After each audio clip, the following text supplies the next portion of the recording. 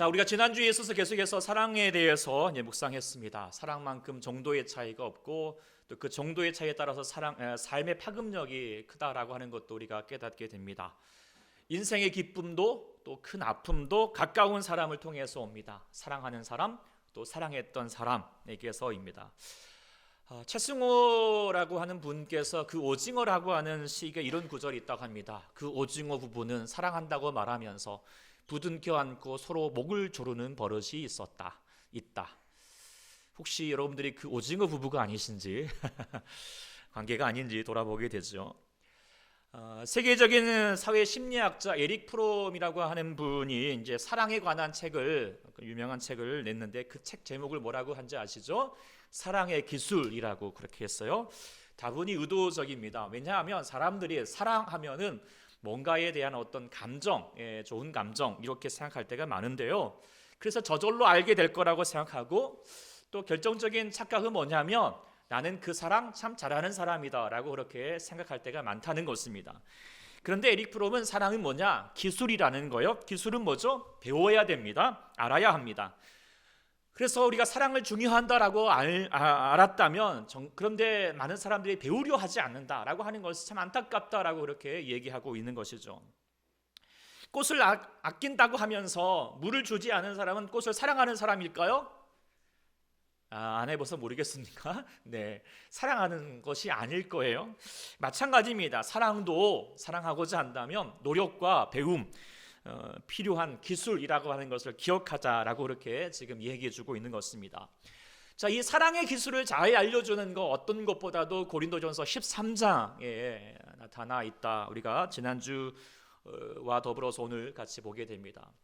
지난주에는 사랑의 미숙한 단계를 좀 우리가 보게 되었습니다. 네, 그래서 유아기적인 단계가 있다. 1절과 3절을 통하여서 사랑의 모양은 있는데 알맹이가 없고요. 자기중심적이고 자기밖에 모르는 사랑이 유아기적인 미숙한 사랑인 것이고요.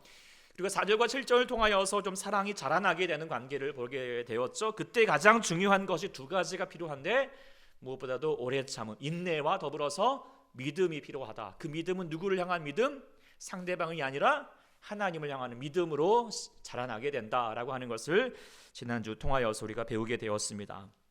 자, 오늘은 8절부터 13절까지를 통하여서 이제 작년에, 그래서 이 말을 조금 더 다른 말로 사랑의 어른의 단계라고 그렇게 말하고 싶습니다. 어른의 단계라고 그렇게 묵상해 보고자 합니다. 나이가 어른이라고 사랑이 어른이지는 않습니다. 어떤 사람들은 나이가 어른임에도 사랑에는 유아기적인 모습을 가질 때가 또 많고 의외로 많죠. 그리고 이런 분들 생각만 해도 피곤합니다. 네. 진짜 어른은 사랑이 어른이어야 합니다. 우리 모두 진짜 어른이 될 수 있기를 소망합니다. 네, 이건 뭐 이제 아이들도 마찬가지일 수 있습니다. 그런 마음을 가졌으면 참 좋겠습니다.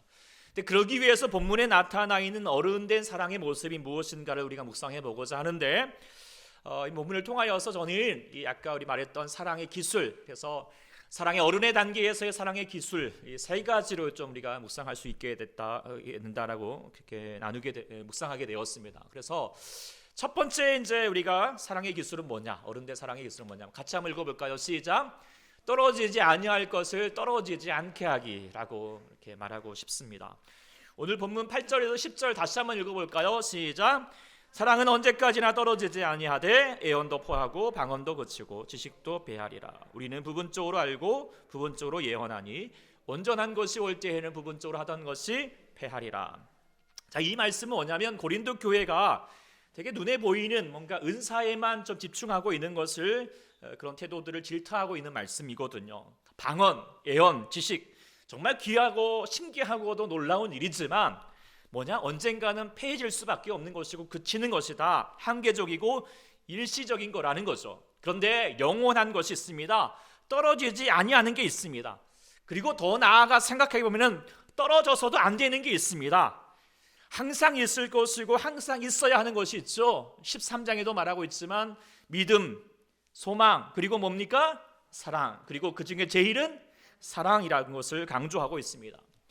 사랑의 어른은 바로 이 떨어지지 아니하는 것, 떨어지지 아니해야 할 것에 대해서 떨어지지 않도록 해야 하는 것이 어른된 성숙된 사랑이라고 생각하게 됩니다. 그런데 때로는 이 사랑의 어른이 되지 못할 때가 참 많은 것 같습니다. 많은 이 시대에 특별히 아버지들이 그럴 때가 있는데 열심히 돈을 벌기 위해서 밤낮없이 수고를 하는데 정작 사랑을 챙기지는 못하는 거예요. 자녀들과 함께하는 시간을 갖지 못하고 아내에게 사랑의 한마디도 전하지 못합니다. 살아가는데 돈이 필요하기 때문에 그럴 수 있겠죠. 그래서 열심히 수고하는 건 알겠지만 그러나 사람은요, 돈 떨어져도 살지만 사랑이 떨어지면 살 수 있을까요? 살 수 없습니다. 그래서 가정의 가장이라면 깨달아야 될 것은, 물론 돈 떨어지지 않도록 하는 것도 중요하겠지만 돈 떨어지지 않도록 하는 것보다도 가정의 사랑이 떨어지지 않도록 하는 것이 가장의 역할이다라고 그렇게 또 생각하게 됩니다. 물론 엄마의 역할도 마찬가지겠고 서로의 모습도 마찬가지겠죠. 그래서 우리가 잘 구별해야 됩니다. 우리가 무엇에 열심을 내고 힘을 다해야 할지 생각해야 되는 것입니다. 많은 이들이 당장 눈에 보이는 것에 마음을 쏟습니다. 그래서 아이들과 학부모는 당장 성적이 떨어지지 않기 위해서 노력을 하고요. 또 청년들은 유행과 스타일에 떨어지지 않도록 하고 있고, 직장인들은 월급이나 승진이 떨어지지 않도록 노력하고 있겠죠. 엄마들은 또 엄마들의 무리에서 떨어지지 않으려고 합니다. 나이가 들어서는 품위가 떨어지지 않도록 노력을 하지요. 그러나 그 모든 거 언젠간 다 떨어집니다. 다 나이가 들면 다 똑같다라고 합니다. 그리고 이 모든 거 누려봤던 솔로몬은 뭐라고 말하죠? 그 모든 거 다 헛된 것뿐이라고 말합니다. 영원한 게 있습니다. 더 가치 있는 것이 있습니다. 그것이 무엇인지 구별해야 되는데 그게 어디에 있을까요? 무엇일까요? 그것은 생각보다 가까운 곳에 있습니다. 어떤 특별한 것이 아니라 일상정이라고 하는 것을 조금 더 생각해 보자는 것입니다. 그래서 사랑의 어른이 되려면 먼저 특별한 사람에게 특별한 어떤 노력을, 특별한 모양을 통하여서 이루어지는 것이 아니라 가까이에 있는 사람들에게 함께 해야 되는 것입니다. 그들과 함께하는 시간들, 그 시간들 속에서 사랑이 떨어지지 않도록 노력해야 되는 것이죠. 그것을 특별하지 않는 듯 하지만 하루하루 일상에서 서로 노력하고 당연하지 않은 것들을 당연하지 않게 여기면서 감사해하고 소중히 여기는 삶을 살아갈 때 우리는 비로소 사랑의 어른이 되어가게 된다라고 생각하게 됩니다. 우리 모두 사랑의 어른이 될 수 있도록 우리가 일상에서 우리의 삶에서 더 중요한 것을 우리가 다시 한번 더 떨어지지 않도록 지키고 보호하고 열심을 낼 수 있기를 소망합니다. 두 번째로는 뭐냐면 같이 읽어볼까요? 시작! 부분적임을 알고 카리스마 있게 하기라고 또 9절과 10절을 통하여서 우리가 묵상하게 됩니다. 다시 9절과 10절 읽어보겠습니다. 시작! 우리는 부분적으로 알고 부분적으로 예언하니 온전한 것이 올 때에는 부분적으로 하던 것이 패하리라 라고 되어 있어요.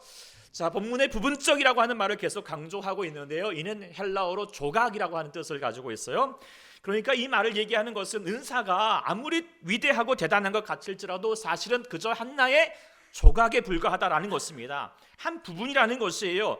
그런데 지금 고린도 교회의 비극이 뭐냐면 부분적인 것에도 불구하고 이것이 절대적인 것으로 생각하는 것이라는 것입니다. 그래서 자신의 예언이, 자기가 말하는 이 방언이 다른 사람에게도 절대적인 진리인 양 착각하여서 강요하고 또 상대방의 것을 비판하고 무시하고 그러면서 서로 간에 분쟁이 일어나게 되었습니다.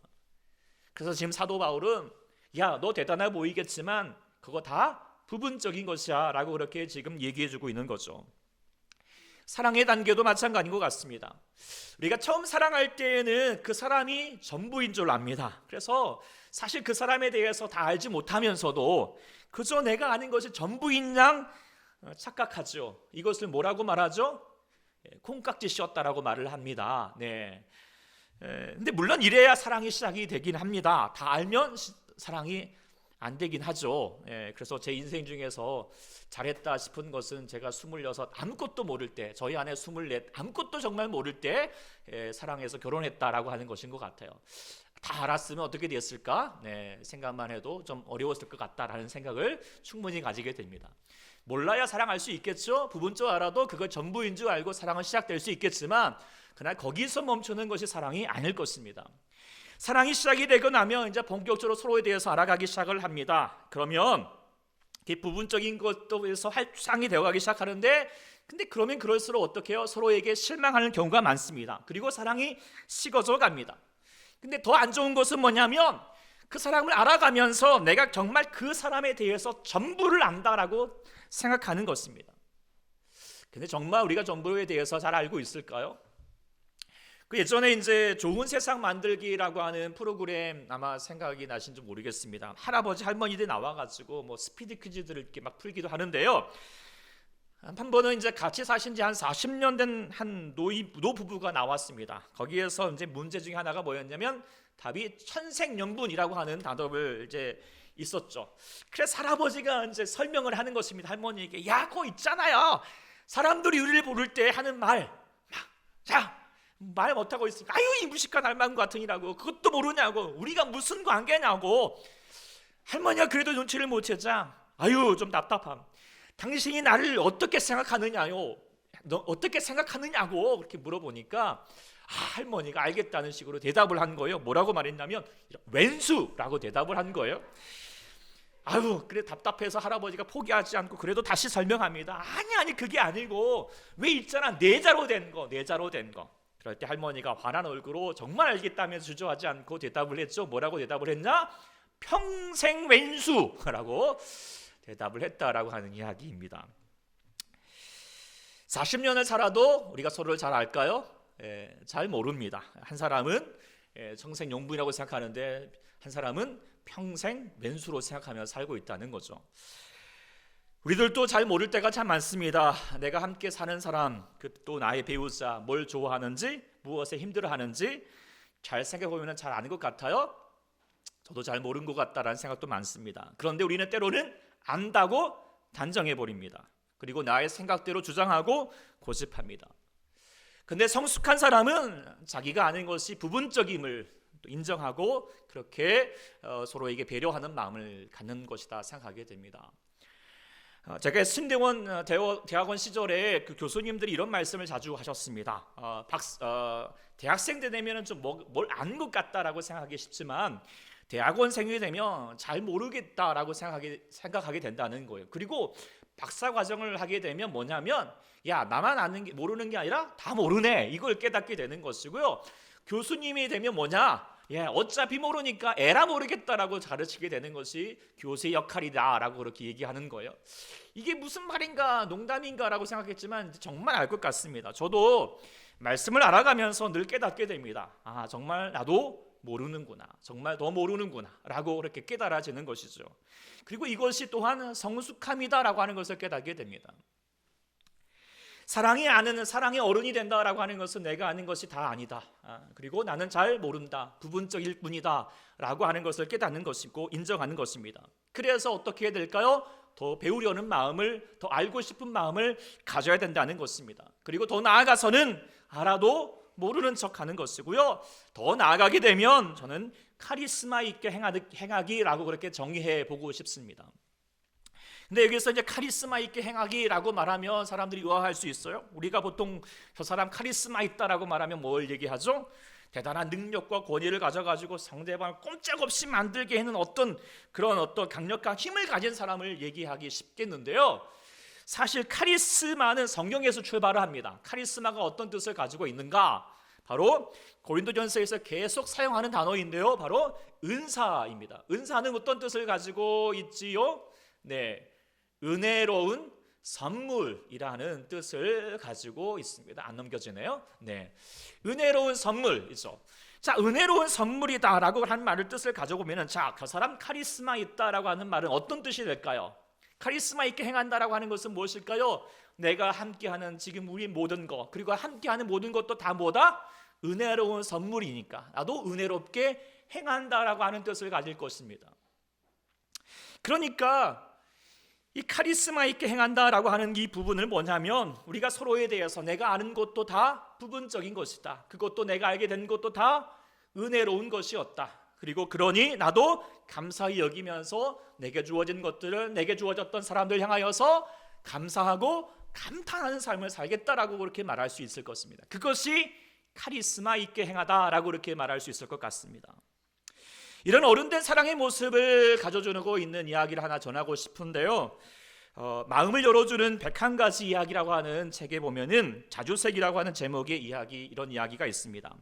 한 아이가 이제 초등학교 1학년 때에 이제 인디언 천막을 그렸어요. 그러니까 미쿡 이야기예요. 미쿡 이야기인데요. 어쨌든 이 아이가 제 딴에는 멋지게 천막을 자주색으로 그렸어요. 그랬더니 선생님이 야, 인디언 천막은 그런 색이 아니야. 자주색은 특히나 죽은 사람이나 쓰는 색이라고 하면서 핀잔을 준 거예요. 그러고 나니까 이 아이가 상처를 받아가지고 이제는 자신의 그림을 제대로 못 그리게 된 거예요. 그러다가 2학년 때는 전혀 다른 선생님을 만나게 되었어요. 그리고 그 이야기를 이렇게 책에 전하고 있습니다. 2학년 때 바르타 선생님은 말씀하셨다. 아무거나 그리고 싶은 대로 그려라. 무엇을 그리든 자유라는 것이다.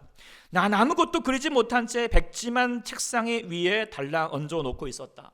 왜 그랬는지 조금은 이해가 되죠? 아무것도 괜히 그려가지고 핀잔 듣느니 나는 아무것도 못하겠다 싶은 거예요.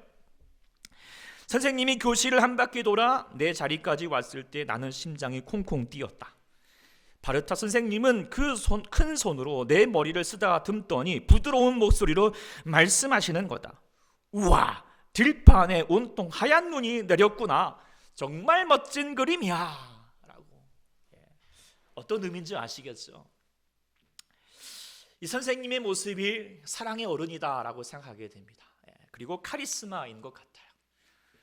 그 모습을 보면서 알지만 뭐해요? 모르는 척 해주고요. 또 아는 내용이겠지만 다 보면서 감탄해주고 있는 거. 그러면서 이 아이에게 사랑을 부어주는 것이죠. 이것이 바로 우리가 카리스마 행하기, 사랑의 어른된 모습. 그거는 또 사랑에 대해서 상대방을 향하여서 낯설게 보는 것이고 처음 보는 타면서 그리고 한마디를 외치는 것입니다. 우와, 이야. 우리 옆에 사람에게 한번 해볼까요? 처음 보듯이 보면서, 맨날 보던 사람이겠지만 처음 보듯이 보면서 내가 옛날 첫사랑 만난 듯이 보면서 한번 보세요. 그리고 말해주세요. 이야. 다시 시작. 이야. 그리고 우와. 할렐루야. 네. 이게 성숙한 사랑이라는 거예요. 옆에 사람에게도 한번 또 같이 한 사람에게도 매일 늘 먹던 반찬이지만 이야 하면서 그냥 맛있게 먹어보십시오. 또 맨날 보던 파마머리 있지만 미용실 다녀오면 모른 척하고 이야 예쁘다 이렇게 해주면은요, 물론 이제 처음에는 저 사람 죽을 때가 됐나 이러겠지만 그러나 속으로는 어떻게 해요? 좋아합니다. 그리고 그 마음에 생기가 살아가는 힘이 갖게 되는 거라는 것입니다. 사랑의 어른은 그렇게 행할 수 있는 사람이 되어야 하겠습니다. 여러분들이 특별히 여러분의 사랑하는 사람들에게, 자녀들에게, 또 부모에게, 익숙하게 있는 사람들에게, 그 가까운 사람들에게 그리하셔야 됩니다. 사랑의 어른 되는 거 정말 부분적이기 때문에, 내가 모르기 때문에, 그래서 더 우리가 겸손한 마음을 가지고 더 카리스마 있게, 은혜롭게, 그리고 낯설면서 감탄하면서 감사하면서 살아가는 것입니다. 물론 조금 쑥스러울 수는 있겠지만 조금만 용기를 내어보면은 충분히 할 수 있을 것입니다. 그리고 그를 통하여서 놀라운 삶의 결과를 갖게 되리라고 저는 믿습니다. 그래서 두 번째를 뭐라고 했어요? 부분적으로 알기 때문에 카리스마 있게 한번 행해보자라고 이렇게 말씀을 드렸고요. 세 번째는 뭐냐? 같이 한번 읽어볼까요? 시작. 주께서 나를 아신 것 같이 사랑하기라고 그렇게 사랑의 기술을 말할 수 있을 것입니다. 자, 12절 말씀 같이 읽어보겠습니다. 시작. 우리가 지금은 부분적 거울로 보는 것 같이 희미하나 그때는 얼굴과 얼굴을 대하여 볼 것이요. 지금은 내가 부분적으로 아나 그때에는 주께서 나를 아신 것 같이 내가 온전히 알리라.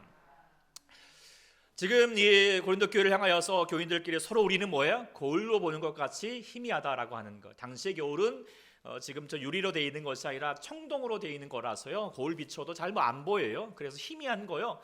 잘 모른다는 거예요. 부분적이라는 것이죠. 그러니 잘 알지 못하는 상태에서 사랑할 수 없다라고 얘기하고 있습니다. 그러나 주님의 그때에는, 주님의 때가 되면 주께서 나를 아신 것 같이 내가 온전히 알겠다.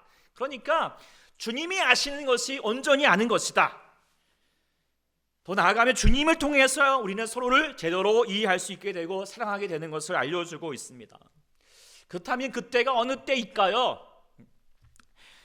이 본문에서는 이제 정확하게 말하면 주님이 재림하시는 때를 이야기하고 있지만 더 나아가게 되면은 묵상하게 되는 성령 강림의 때입니다.